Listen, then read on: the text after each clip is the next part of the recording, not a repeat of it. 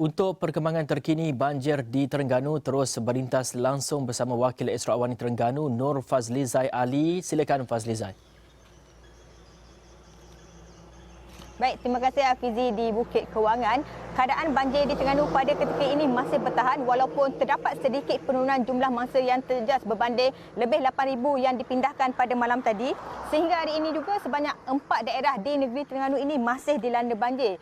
Dan setakat ini Hafizi, seramai 7,780 mangsa masih berada di pusat pemindahan berbanding 8,015 orang mangsa yang terjejas pada jam 10 malam tadi. Sebanyak 53 pusat pemindahan sementara juga masih diaktifkan melibatkan daerah Dungun, Kemaman, Setiu dan juga Hulu Terengganu. Sehingga hari kelima gelombang banjir yang melanda Terengganu ini, daerah Kemaman terus merekodkan jumlah mangsa tertinggi iaitu seramai 6,865 mangsa. Susulan itu juga sebanyak 1,570 keluarga yang terjejas sejak Khamis lalu masih ditempatkan di 31 pusat pemindahan sementara. Manakala daerah Dungun pula yang merekodkan 738 mangsa yang terjejas pada malam tadi meningkat kepada 807 orang mangsa.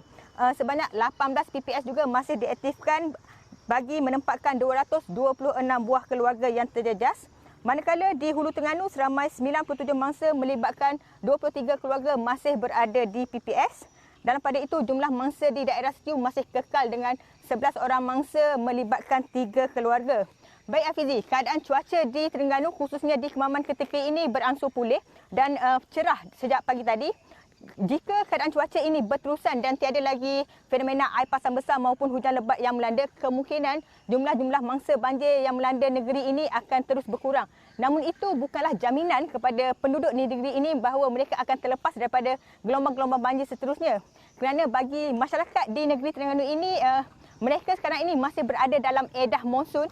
Dan pastinya mereka akan bersedia bila-bila masa sekiranya untuk dipindahkan ke pusat pemindahan. Bukan persediaan daripada pihak penduduk saja, pihak berkuasa juga sentiasa melakukan pemantauan dan juga bersedia untuk menghadapi sebarang kemungkinan untuk menghadapi gelombang-gelombang banjir seterusnya, Hafizi.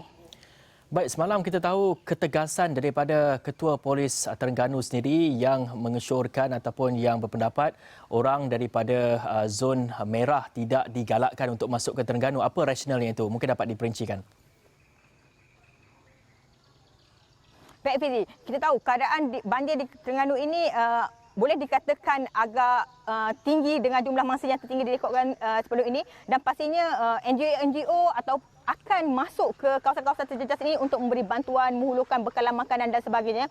Namun itu mungkin akan merisikokan penduduk-penduduk yang terjejas di negeri Terengganu ini, kerana kita tahu Terengganu kini berada dalam zon hijau dan tiada sebarang kes COVID-19 yang positif direkodkan pada hari ini.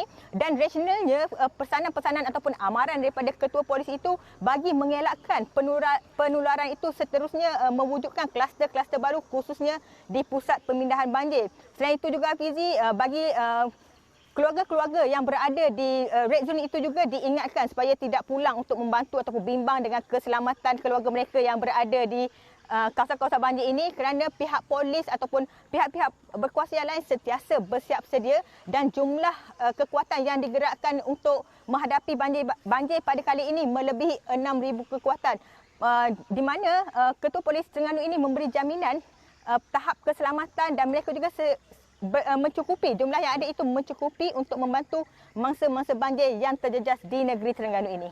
Baik, terima kasih. Nur Fazlizai Ali merupakan Wakil Esra Awani di Terengganu. Selamat bertugas kami semua ucapkan.